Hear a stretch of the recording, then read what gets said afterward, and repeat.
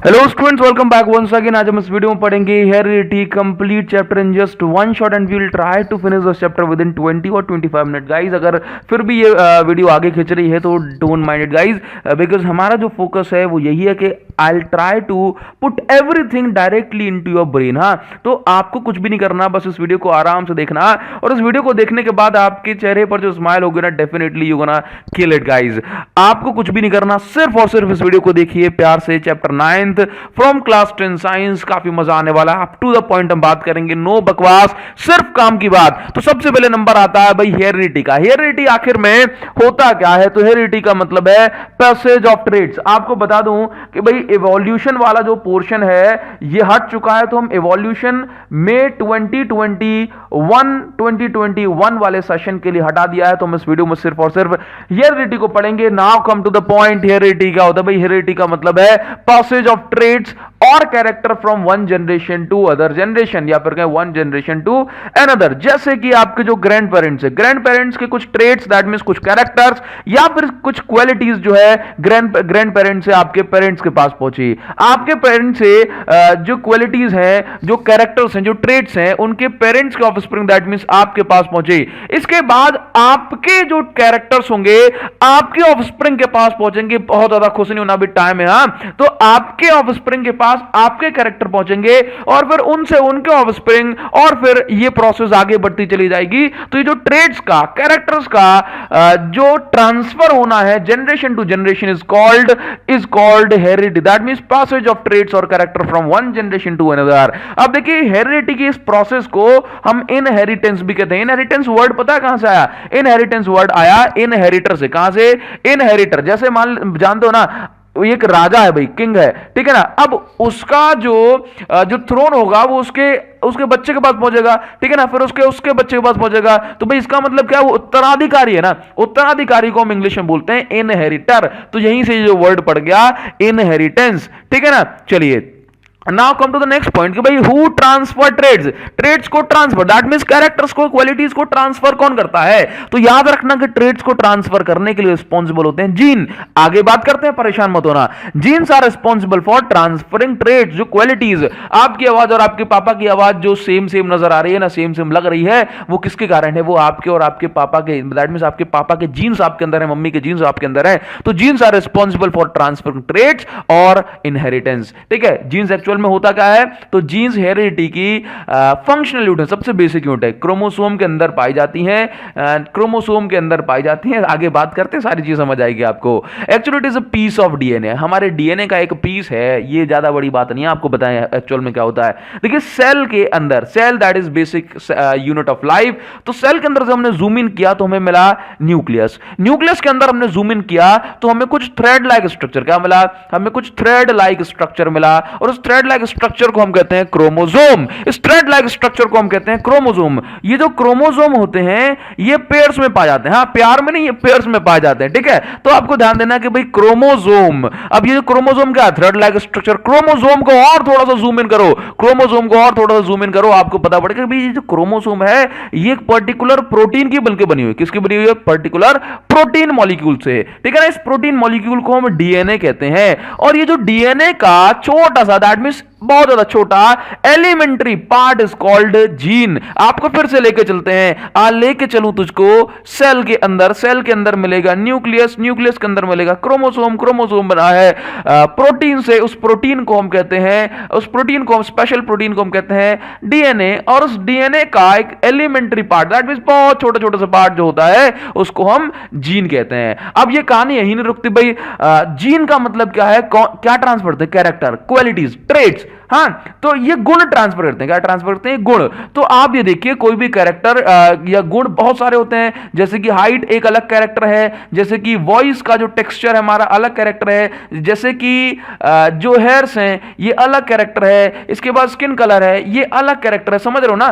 तो जीन्स जो होते हैं हमारे जो है डीएनए में कई सारे जो होते हैं, हाइट के लिए अलग जीन्स होंगे, वॉइस का टेक्सचर के अलग जीन्स है, हेयर के लिए दैट मींस अलग अलग कलर के हेयर होंगे, तो ये इसके लिए अलग जीन्स हैं, समझ समझ रहे हो ना। तो जीन्स जो होते हैं, आगे देखो, यहीं से हम इसको आगे बढ़ाते हैं, यहीं से हम इसको आगे बढ़ाते हैं। ये जो जीन्स हैं, जीन्स भी दो फॉर्म में पाए जाते हैं। किस फॉर्म में?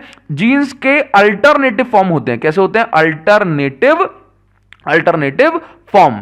अल्टरनेटिव फॉर्म, इस अल्टरनेटिव फॉर्म को, जीन्स के टाइप्स को, जीन्स के अल्टरनेटिव फॉर्म को हम कहते हैं एलील। क्या कहते हैं? एलील।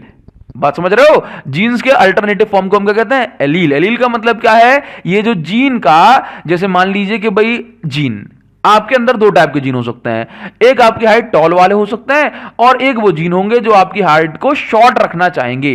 हां, ऐसा पॉसिबल है। समझ रहे हो? ऐसा पॉसिबल है।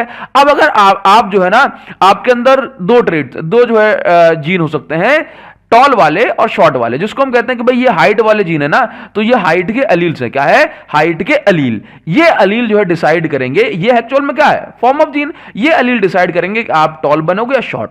अब देखिए, दोनों में से जो ज्यादा ताकतवर होगा, दोनों जीन में से जो ज्यादा ताकतवर होगा, जैसे मान लीजिए आपकी हाइट टॉल हो गई, तो उसका मतलब आपके अंदर जो टॉल वाले जो अलील हैं वो डोमिनेंट है। कैसे हैं? डोमिनेंट, मतलब ज्यादा जो है ना अपना वर्चस्व पैदा रखने वाले, ठीक है, अपने अपनी मनवाने वाले, डोमिनेंट। और शॉर्ट वाले जो जीन है ये रिसेसिव रह गए। आगे बात करेंगे, मतलब छुपे हुए रह गए। तो आपके अंदर दोनों टाइप के जीन हो सकते हैं, या फिर कहें एलील हो सकते हैं, टॉल वाले और शॉर्ट वाले। ठीक है, टॉल वाले और शॉर्ट वाले। हाँ, इसके बाद क्या हो सकता है कि जैसे मान लीजिए अगर किसी की हाइट जो शॉर्ट रह गई, तो फिर क्या बोलोगे कि टॉल वाले जीन कैसे थे?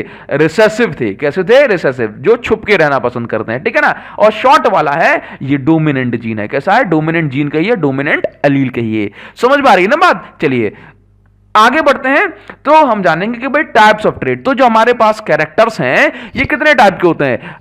कैरेक्टर्स, दैट मींस ट्रेट्स, दो टाइप के होते हैं, acquired traits and inherited trait. समझ रहे हो ना, कि हाइट हो गया, या फिर जो भी हमारे पास गुण है, जो भी हमारे पास है, वो दो टाइप्स हो सकता है, एक्वायर्ड और इनहेरिटेड ट्रेट। जैसे मान लीजिए भाई, ये जो छोटा बच्चा दिखाई दे रहा है, ये सिर्फ छोटा है, ठीक है, और ये देख रहे हो आप, इसके जो सिक्स पैक आप देख रहे हो, इस बच्चे ने जो सिक्स पैक एब है, ये खुद से बना है। ये इसको पुश्तैनी जायदाद नहीं है इसकी, इसने खुद से बनाया। जब ये पैदा हुआ था ना, तो उसके पास कोई सिक्स पैक एब नहीं थे, ओनली 12 टायर। ठीक है ना, समझ रहे हो? तो ये सिक्स पैक एब इसने खुद से बनाए हैं। तो ये जो खुद से जो चीज हमने बनाई है, जो भी हमने खुद से कमाया है, हाँ, ये जो है इनको हम कहते हैं एक्वायर्ड ट्रेट्स, खुद से कमाए गए traits which are developed during life time. ठीक है ना, खुद से इनको हम ट्रांसफर नहीं करते। जैसे मान लीजिए भाई, इस छोटू का बच्चा होगा, है ना, इस छोटू का बच्चा होगा, छोटू नहीं है वो, ठीक, इस छोटू का बच्चा होगा, तो भाई वो थोड़ा ना सिक्स पैक एब वाला होगा, ठीक, नहीं होगा ना।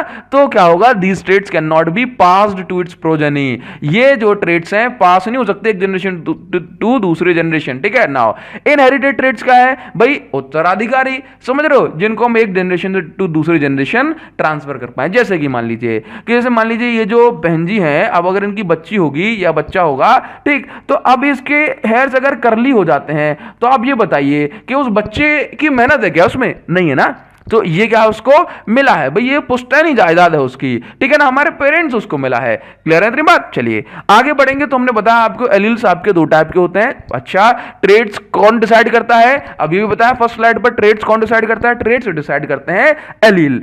एलील मतलब अल्टरनेटिव फॉर्म ऑफ जीन। जैसे हाइट के जीन की अगर हम बात करें तो दो टाइप हो सकते हैं, टॉल या शॉर्ट। बोला सर एवरेज हाइट वालों को टॉल ही मानेंगे। ठीक है ना। नाउ तो अलील हमारे दो टाइप के होते हैं, dominant Aleel and recessive Aleel. Dominant अलील वो होते हैं जो खुद को हर एक कंडीशन में एक्सप्रेस करें, express itself in every condition और पेयर। ठीक है ना, आगे बात करेंगे, समझाता हूं। रिसेसिव जीन क्या है? Express itself only in the absence of dominant gene। ठीक है, आप ये मान के चलो कि भाई ये जो है ना डोमिनेंट जीन का मतलब है ज्यादा ताकतवर, गॉडफादर। समझ रहे हो ना, एकदम स्ट्रॉन्ग बंदा है ये डोमिनेंट। ठीक है। और रिसेसिव क्या है? ये रिसेसिव कमजोर है। ठीक है ना, ये कमजोर अपने आप को केवल जब ही एक्सप्रेस करेगा जब डोमिनेंट वाला क्लास में नहीं होगा। ठीक है। और डोमिनेंट वाला खुद को कभी भी एक्सप्रेस कर सकता है इन एवरी कंडीशन। जैसे मान लीजिए ये बच्ची आपको देख रही है, ये बच्ची आपको कह रही है भैया ऑल द बेस्ट। ठीक है ना, ये बच्ची आपको करिए भैया दीदी ऑल द बेस्ट। ठीक है ना, आपके एग्जाम के लिए। समझ रहे हो? ठीक है। नाउ अब समझो एक्चुअल में क्या है। आप समझ गए ना डोमिनेंट और रिसेसिव क्या है। एक्चुअल में क्या है, जैसे मान लीजिए कि अब ये बच्ची हुई, ठीक, male and female, that means के अच्छा ऐसे कर लेते हैं, मम्मी और पापा, ठीक है ना, दोनों के जीन होंगे मम्मी और पापा के, ठीक, मान के चलिए। अब मम्मी के पास जो जीन होंगे वो मान लीजिए भाई ये करली हेयर वाले, ठीक है, पहला जो अलील है वो करली वाला है, और दूसरा जो अलील है वो मान लो वो भी करली वाला है, ठीक। पापा के पास जो जीन है मान लीजिए कैसा, पापा के पास जीन है वो करली वाले भी हैं और शॉर्ट वाला भी है। शॉर्ट को मैंने जो है ना स्मॉल एस से लिख दिया कैपिटल एस से।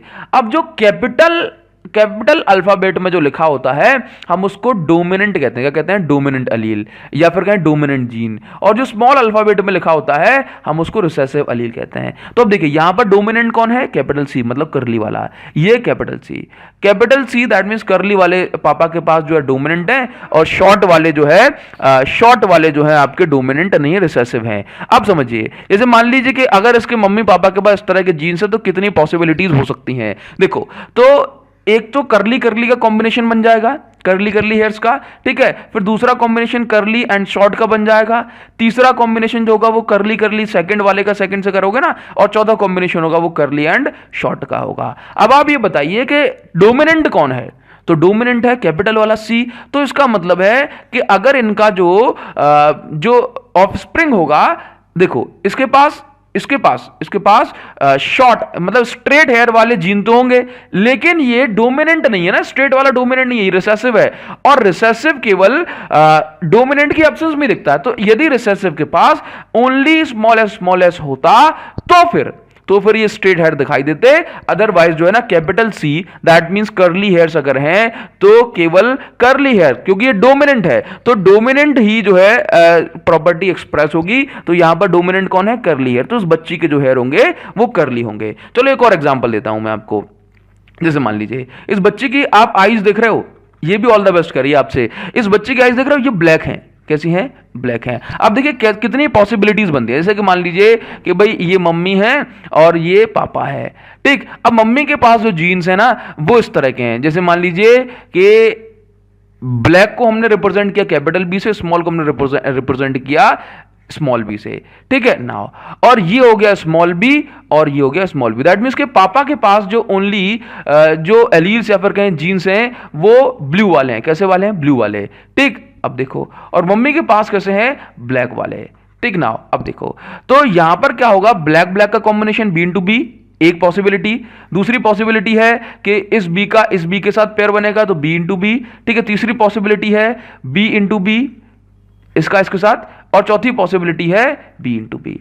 समझ रहे हो? तो यहां पर देखो दो केसेस। यहां पर डोमिनेंट कौन है? डोमिनेंट है ब्लैक वाला, क्योंकि कैपिटल लिखा है। तो ये वाले केस में अगर ऑफस्प्रिंग पैदा होगा तो फिर उसको जो है ना ब्लैक कलर आइज का होगा। लेकिन देखो यहां पर क्या होगा? यहां पर जो होगा ब्लैक, कैपिटल बी क्या है? ब्लैक, और ये ब्लू। इसका मतलब है कि बेबी के पास जो है ना दोनों ही ऑफस्प्रिंग के पास दोनों ही कैरेक्टर होंगे, लेकिन दोनों कैरेक्टर में से खुद को शो कौन कर पाएगा? खुद को रिप्रेजेंट कर पाएगा, एक्सप्रेस कर पाएगा ब्लैक, जिसको हमने कैपिटल से रिप्रेजेंट किया है, ठीक है ना नाउ। तो अगर मान लो ये वाला कॉम्बिनेशन बनता है तो फिर जो बेबी के पास है तो फिर उसके पास ब्लू कलर की आईज उसकी हो सकती है। तो अगर इसके पास ब्लैक आईज है तो उसका मतलब कौन सा कॉम्बिनेशन हो सकता है? या तो अपना ब्लैक कॉम्बिनेशन बनता तो ये हो जाता, या फिर आपका ये कॉम्बिनेशन हो सकता है, ठीक है ना?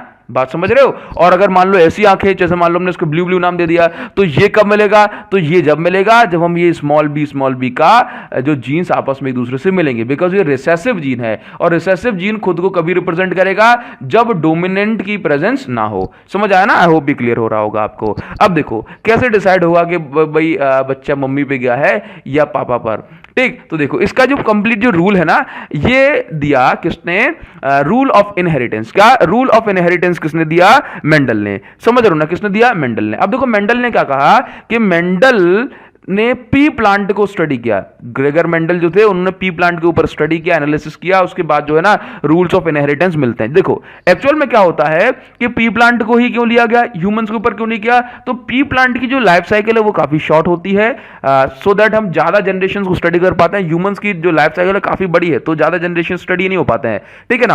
अब पी प्लांट में क्या है कि भाई more number of large number of progenies मिल सकती है एक सिंगल सीड से, हाँ मतलब ऑफस्प्रिंग। इसके बाद जो ये जो पी होती है ये बहुत सारे कैरेक्टर शो करती है, 7 कैरेक्टर शो करती है, इसको कल्चर करना इजी है। 7 कैरेक्टर जैसे कि भाई हम पी प्लांट को या फिर पी को उनके सीड के शेप के बेसिस पर स्टडी कर सकते हैं, colour, flower colour, pot shape, ठीक है, pot colour, that means stem की हाइट, फ्लावर की पोजीशन के बेसिस, दैट मींस आप ये मान के चलिए कि 7 पोजीशंस पर या फिर कहें 7 कैरेक्टर्स जो होते हैं इसके, ये 7 कैरेक्टर शो करती है और सातों कैरेक्टर को हम एनालाइज कर सकते हैं, ठीक है ना। चलिए आगे बढ़ेंगे, इसलिए तो आपको ये पॉइंट ध्यान रखना कि उन्होंने सिर्फ पी प्लांट को ही क्यों डिसाइड किया। एक तो छोटा सीजन है इसका, 3 से 4 महीने का, एक सिंगल सीड से ज्यादा प्रोजेनीज मिल जाती हैं, 7 कॉन्ट्रास्टिक कैरेक्टर जो कि बड़ी बात है, इसको शो करता है और इसको easy to culture, that means culture करना इसको आसान है, ठीक नाउ।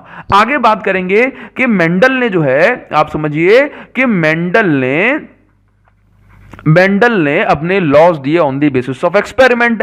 अब मेंडल का जो एक्सपेरिमेंट है वो क्या है, तो देखिए हम कराते हैं इसको मोनोहाइब्रिड क्रॉस। क्या कराते हैं? Monohybrid cross.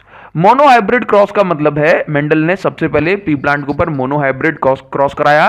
मोनोहाइब्रिड क्रॉस का मतलब यह है कि हम सिर्फ एक ही ट्रेड को स्टडी कर रहे हैं। किसको स्टडी कर रहे हैं? ओनली एक ट्रेड। जैसे कि हम सिर्फ हाइट की बात कर रहे हैं तो हम सिर्फ हाइट को स्टडी करेंगे। हाँ, अब आगे आएगा हमारे पास डाइहाइब्रिड। क्या आएगा? Dihybrid cross. तो डाइहाइब्रिड क्रॉस क्या होता है कि हम जो है ना 2 कैरेक्टर्स को एक साथ स्टडी करेंगे। जैसे मान लीजिए जैसे कि उसका शेप हो गया राउंड और उसका जो है ना कलर हो गया। तो जब हम सिर्फ एक ट्रेड को स्टडी करें तो हम उसको बोलेंगे मोनोहाइब्रिड क्रॉस, और जब हम 2 ट्रेड को स्टडी करेंगे एक साथ तो हम उसको बोलेंगे डाइहाइब्रिड क्रॉस। समझ रहे हो ना? तो मेंडल का जो एक्सपेरिमेंट था वो कुछ इस तरह से है कि मेंडल ने सबसे पहले मोनोहाइब्रिड क्रॉस जब किया तो उसमें किसको स्टडी किया? हाइट को, कि हम कौन कौन सी हाइट वाले प्लांट्स को जो है एक साथ उनका क्रॉसिंग कराएंगे तो कौन सा जो है ना ज्यादा हाइट वाले कम हाइट वाले प्लांट्स मिलने वाले हैं। ठीक है, तो ये जो मेंडल का बड़ा ही फेमस एक्सपेरिमेंट है। और सबसे पहले मेंडल एक्सपेरिमेंट में हम इसको जो है ना 2 पार्ट में होगा। जैसे ये वाला देखो, ये आपका F2 जनरेशन के लिए है और ये वाला जो हम पढ़ेंगे ये F1 जनरेशन के लिए। ठीक है, नाउ तो सबसे पहले हम बात करेंगे F1, that means first generation में क्या किया मेंडल ने। तो मेंडल ने 2 प्लांट लिए, एक ये वाला प्लांट लिया, ठीक, मेंडल ने एक ये वाला प्लांट लिया, वेट फॉर अ मिनट, चलिए मेंडल ने एक ये प्लांट लिया और एक दूसरा ये वाला प्लांट लिया। ठीक, ये है प्योर टॉल। इसके पास प्योर टॉल का मतलब है कि इसके पास जो दोनों एलील्स हैं वो टॉल वाले हैं।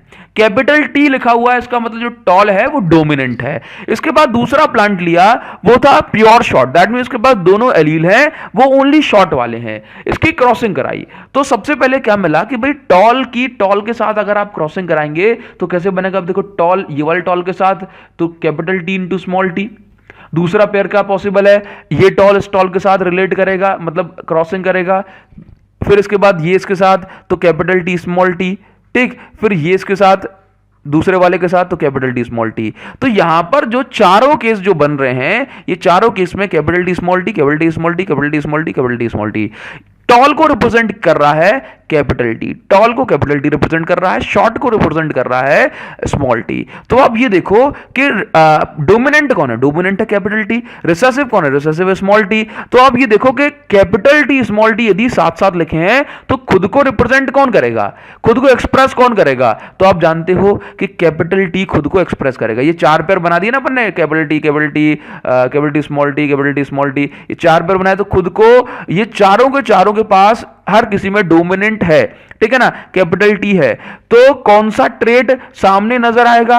अब आप देखो इन प्लांट्स के पास दोनों कैरेक्टर हैं, एक लॉन्ग हाइट वाले भी एक शॉर्ट हाइट वाले भी, लेकिन कौन शो हो रहा है, कौन एक्सप्रेस हो रहा है? तो टॉल हाइट वाला, ठीक है ना, मतलब लॉन्ग हाइट वाला, समझ गए। तो फर्स्ट जनरेशन में सारे के सारे जो प्लांट है वो कैसे मिले, टॉल मिले, बिकॉज इनके पास क्या है, डोमिनेंट ट्रेट है, ठीक। नाउ अब इसके बाद क्या किया कि इन दोनों में से जैसे मान लीजिए टॉल एंड शॉर्ट की क्रॉसिंग कराई तो हमें मिला सारे के सारे टॉल, लेकिन इनके पास रिसेसिव फॉर्म में शॉर्ट के एलील या शॉर्ट के जीन्स हैं, ठीक। अब हमने क्या किया, अब इन दोनों का जो रिजल्ट है, F1 जनरेशन के जो प्रोजेनी है, F1 जनरेशन के जो प्रोजेनी है, इनको आपस में क्रॉस करा दिया। कोई भी दो प्लांट डाली, इनको आपस में क्रॉस करा दिया। इसके बाद क्या मिला, लेट्स से हमने जो है ना इसको और इसको क्रॉस कराया। अब देखो ट्रेड्स कैसे बनेंगे, तो कैपिटल टी एक बार कैपिटल टी के साथ कैपिटल कैपिटल, एक बार इसका और इसका जो है ना कॉम्बिनेशन बनेगा कैपिटल स्मॉल टी, एक बार इसका और इसका कॉम्बिनेशन बनेगा तो स्मॉल टी कैपिटल टी, जिसको हम कैपिटल टी स्मॉल टी लिख देते हैं। इसके बाद एक बार इसका और इसका बनेगा तो small T. Got my point. तो आपको क्या होगा भाई, देखो ये जो तीन केस बन रहे हैं ना, इन तीनों केसेस में डोमिनेंट एलील प्रेजेंट है, डोमिनेंट मतलब टॉल हाइट वाली। तो जो तीन केस बनेंगे ना, ये 1 2 3, इनमें दोनों टाइप के एलील हैं, लेकिन खुद को एक्सप्रेस कौन कर रहा है, डोमिनेंट वाला कैपिटल टी। तो तीनों की हाइट जो है ना बड़ी हो जाएगी, जबकि चौथा वाला जो पेयर बन रहा है वो बन रहा है आपका स्मॉल टी वाला। तो चार में से जो एक प्लांट होगा उसकी हाइट कैसी होगी, शॉर्ट होगी। कैसी होगी, शॉर्ट। तो आपको ध्यान देना है कि यहां पर एक जरूरी बात मैं आपको बता रहा हूं कि दो वर्ड होते हैं, एक होता है जीनोटाइप और एक होता है फिनोटाइप। जीनोटाइप का मतलब है कॉम्बिनेशन ऑफ एलील। इनके एलील्स का कॉम्बिनेशन कैसा है, इनके एलील का कॉम्बिनेशन, जैसे मान लो कैपिटल टी स्मॉल टी, ये क्या है, जीनोटाइप। ये कैपिटल टी स्मॉल टी क्या है, जीनोटाइप। ये स्मॉल टी क्या है, जीनोटाइप, ठीक। और दूसरा है फिनोटाइप। फिनोटाइप का मतलब फिजिकल अपीयरेंस, क्या, फिजिकल अपीयरेंस, ठीक है। तो आपको समझना है कैपिटल टी स्मॉल टी ये क्या है, ये है जीनोटाइप, जबकि ये जो टॉल है शॉर्ट है ये क्या है, ये है इसका फिनोटाइप, ठीक है ना। अच्छा, तो अगर मैं इसका जीनोटाइप का रेशियो निकालूंगा तो आपको यहां पर देखने को मिलेगा भाई, जीनोटाइप का रेशियो अगर मैं निकालता हूं तो आपको यहां पर 3:1 का रेशियो मिलेगा। ऐसा मिलेगा 3:1, डोमिनेंट रेशियो रिसेसिव है, ठीक है ना। और यहां पर देखो अगर मैं रेशियो निकालूंगा फिनोटाइप का तो टॉल कितना है भाई, 3 है, एक कितना है, ये आपका शॉर्ट या फिर ड्वार्फ रह गया, ठीक है ना। आई होप ये आपको समझ में आ रहा हो। अब देखिए मेंडल ने जो है सेकंड एक्सपेरिमेंट किया डायहाइब्रिड क्रॉस के ऊपर। मैं आपको पहले बता चुका हूं कि भाई पहले किया monohybrid cross, that means only height को स्टडी किया। अब सीड के शेप एंड कलर के ऊपर स्टडी होगी एक साथ, तो हम इसको डायहाइब्रिड क्रॉस कहते हैं। नाउ ध्यान समझना कि एक्चुअल में क्या है कि अलग अलग टाइप के सीड्स होते हैं। तो मेंडल ने राउंड येलो सीड लिया एक, और एक रिंकल्ड दैट मीन मुरझाया हुआ है ना, सुकड़न दिया जाती है, रिंकल्ड ग्रीन सीड लिया। इन दोनों की क्रॉसिंग कराई। इसमें देखो दो कैरेक्टर हैं, एक तो राउंड है येलो है, रिंकल्ड है green, that mean shape and colour दोनों का एक साथ ले रहे हैं। इन दोनों की क्रॉसिंग कराई और उस क्रॉसिंग के बाद जो रिजल्ट मिला वो कुछ ये था। समझाते हैं कैसे, पहले रिप्रेजेंटेशन देखते हैं। राउंड को रिप्रेजेंट किया जाता है कैपिटल आर से, येलो को रिप्रेजेंट किया गया कैपिटल वाई से। अब देखो राउंड और येलो यदि किसी के साथ आएंगे ना तो ये डोमिनेंट होंगे, कैपिटल में लिखा है, बाकी सारे रिसेसिव होंगे। रिंकल्ड को दैट मींस जो सुकड़ी हुई जो पी को रिप्रेजेंट किया स्मॉल आर से, एंड स्मॉल वाई को रिप्रेजेंट किया जा रहा है इससे, ठीक है ना, ग्रीन कलर को, ठीक। अब इनके जो गेमेट्स बनेंगे, लेट्स अगर हम इसका कॉम्बिनेशन देखें तो capital R small Y. Similarly इस तरह से आगे बढ़ते हैं। देखो आपको समझाता हूं सारी चीज। जैसे मान लीजिए कि यदि मेरे पास कैपिटल आर वाई ये वाला सीड है, दोनों कैपिटल हैं, और ये वाला सीड है, ये स्मॉल आर, ठीक। नाउ अब अगर आप यहां चेक करो कि भाई capital are round and wrinkled, इसने इसके साथ पेयरिंग की और इसने इसके साथ पेयरिंग की, ठीक है। ये कॉम्बिनेशन बनने वाला है अपना चारों केस में, ठीक। अगर ये कॉम्बिनेशन बनेगा तो सीड का फिनोटाइप कैसा होगा, दैट मीन फिजिकल अपीयरेंस कैसी होगी, राउंड या रिंकल्ड। तो देखो डोमिनेंट कौन है, राउंड, तो राउंड में होगा। एंड येलो या ग्रीन, डोमिनेंट कौन है, येलो। तो आपको इन दोनों की क्रॉसिंग अगर कराते हैं तो कितना एस्टॉनिशिंग रिजल्ट मिलता है ना, कि येलो कलर का और राउंड सीड आपको मिलेगा।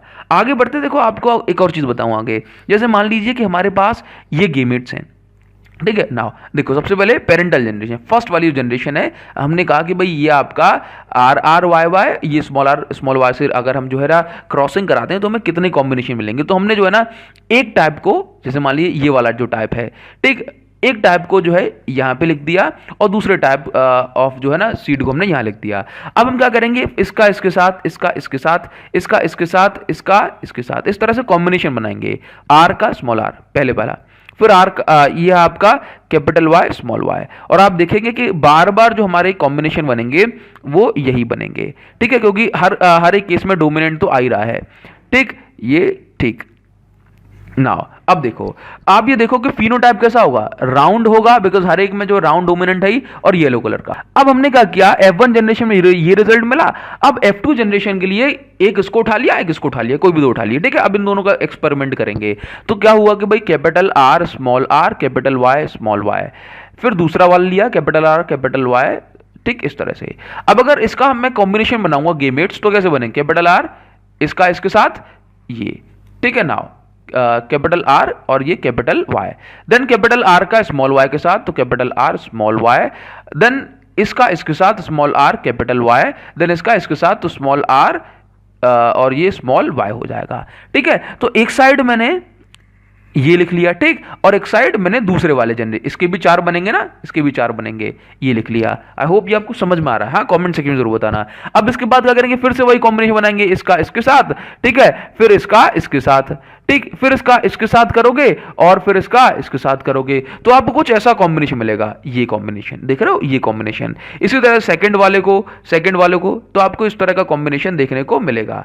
अब आपसे पूछा जा रहा है कि जो फिनोटाइप जो हो रहे हैं या जो जीनोटाइप जो हो रहे हैं, इनका आपको रेशो बताना। तो सबसे पहले जैसे मान लो अगर ये कॉम्बिनेशन बन रहा है कहीं पे, तो आप ये बताओ कि कैसा फिनोटाइप होगा, कैसा दिखेगा। तो भाई राउंड डोमिनेंट है, प्रेजेंट है, तो राउंड तो दिखेगा ही। Yellow, round yellow, round round, इन दोनों में कैसा बन रहा है भाई, रिंकल्ड के साथ राउंड है, डोमिनेंट, तो राउंड तो दिखेगा, लेकिन यहां पर कलर में येलो दिखेगा बिकॉज येलो प्रेजेंट है। अब इसमें देखो स्मॉल आर कैपिटल वाई, तो अब इसमें डोमिनेंट, कलर का डोमिनेंट नहीं है ना, तो यहां पर क्या हुआ कि भाई रिंकल्ड ये हो गया, ठीक, मतलब राउंड वाला प्रेजेंट होता तो ये राउंड, तो फिर ये राउंड ही बनता। यहां पे राउंड प्रेजेंट नहीं है, ओनली रिसेसिव ट्रेट है, तो यहां पर रिंकल्ड और ये येलो। इस तरह से आप अगर इसका कॉम्बिनेशन देखेंगे तो आपको यहां पर जो है नजर आएगा कि यहां पर round and yellow, round green, wrinkled yellow, wrinkled green, अगर हम इस तरह से जो है करते हैं तो आपको ये जो रेशो मिलेगा 9:3:3:1, ठीक है।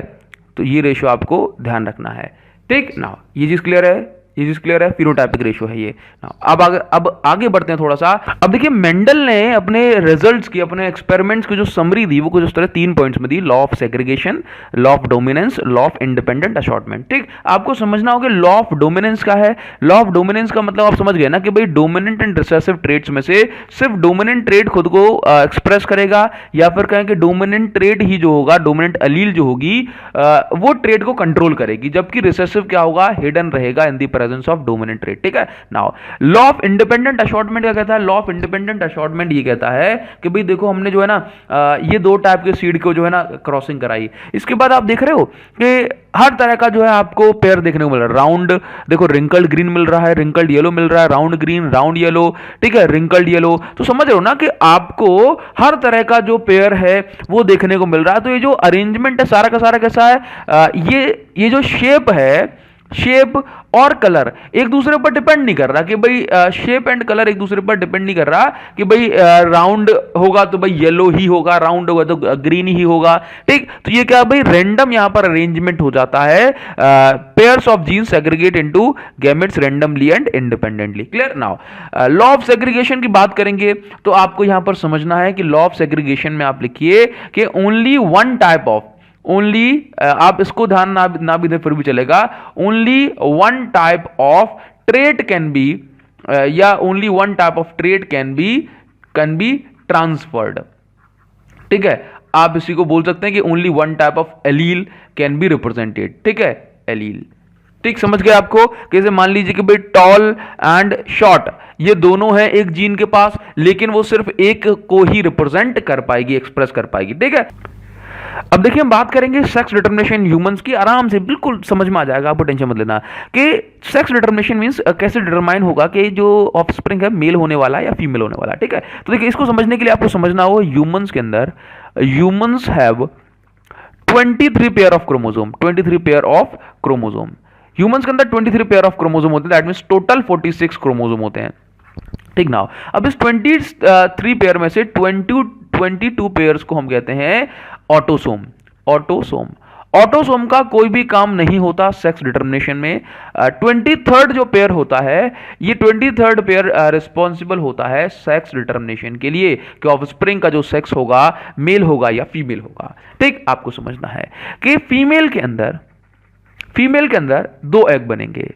ठीक, 2 एग बनेंगे। क्लियर है नाउ। मेल के अंदर ओनली स्पर्म बनेंगे, स्पर्म्स। ठीक है, मेल के अंदर ओनली स्पर्म बनेंगे। ठीक, इसके अंदर फीमेल के अंदर एग्स बनेंगे, 2 एग बनेंगे और मेल के अंदर स्पर्म बनेंगे। ठीक नाउ, चलिए आगे बताते हैं आपको कि जो क्रोमोसोम होते हैं फीमेल के अंदर वो ओनली XX क्रोमोसोम होते हैं। हम इसको परफेक्ट पेयर कहते हैं। क्या कहते हैं? Perfect pair. ठीक है, जबकि मेल के पास आधे स्पर्म सेल के पास होंगे, या फिर कहूं आधे स्पर्म के पास होंगे एक्स क्रोमोसोम और इसके पास आधे के पास होंगे वाई क्रोमोसोम। तो उसको हम कहते हैं इम्परफेक्ट या फिर मिसमैच्ड पेयर। ठीक है, मिसमैच्ड पेयर। आपको बता दें कि ऑफस्प्रिंग मेल या फीमेल होने वाला है, इसमें टोटली डिपेंडेंट होते हैं मेल की क्रोमोसोम, बिकॉज फीमेल के पास तो XX है ओनली। ठीक, तो फीमेल के पास जो X होंगे उसके पास होगा X एंड दूसरे एग के पास भी होगा X, जबकि मेल के पास आधे स्पर्म के पास होंगे X क्रोमोसोम, आधे कैरी करेंगे Y क्रोमोसोम। अब इसके बाद जब फर्टिलाइजेशन होता है तो फिर क्या होगा? कॉम्बिनेशन कैसा बनेगा? यदि X एंड X मिलता है, यदि ये जो एग है, देखो यहां पर जो है ये भी X है ये भी X है, तो किसी को भी समझ लो। यदि स्पर्म सेल X वाले स्पर्म सेल X से मिलके बनेंगी तो XX बनेगा। ठीक, XX, तो XX जो होगा वो क्या हो जाएगा? इसके कारण जो है फीमेल होगी। क्या होगी? फीमेल बर्थ होगा। ठीक नाउ, अगर यदि ये X और Y, X एंड Y यदि जो है मीट कर गए तो फिर जो फीमेल तो फिर क्या होगा? XY में ये जो ऑफस्प्रिंग होगा वो मेल होगा, उसका सेक्स क्या होगा? मेल। समझ रहे हो बात को? तो यहां पर टोटली डिपेंड करने वाला है कि किस तरह से यहां पर जो गेमेट्स की मीटिंग हो रही है। समझ रहे हो ना? कि यदि ये इसका X इसके X से जाकर के मिलता है तो फिर क्या होगा? फीमेल। एंड यदि इसका Y इसके X से जाकर के मिलता है तो XY बनेगा, जिसको हम कहेंगे मेल। बड़ा आसान है। हाँ, तो यहां पर वैसे तो बड़ी ही कॉम्प्लेक्स ही प्रोसेस है बॉडी के अंदर, लेकिन कम से कम जितना हमें समझना उतने के लिए बड़ा ही आसान है। तो यहां पर जो है ना आपको इवोल्यूशन को हटा दिया गया है। आई होप आपको ये चैप्टर समझ आया होगा और आपको कुछ भी नहीं करना, सिर्फ आपको इतना काम करना है कि एक बार कमेंट करके जरूर बताएं कि आपके लिए वीडियो कितनी हेल्पफुल हो पाई। इसके साथ साथ अगर आपके लिए पॉसिबल है तो कम से कम अपने 2-4 फ्रेंड्स के साथ जरूर शेयर करें इस वीडियो को, सो दैट आपकी भी कंट्रीब्यूशन उस चैनल की ग्रोथ में। Thank you so much guys, thanks a lot, see you in the next video. Thank you guys.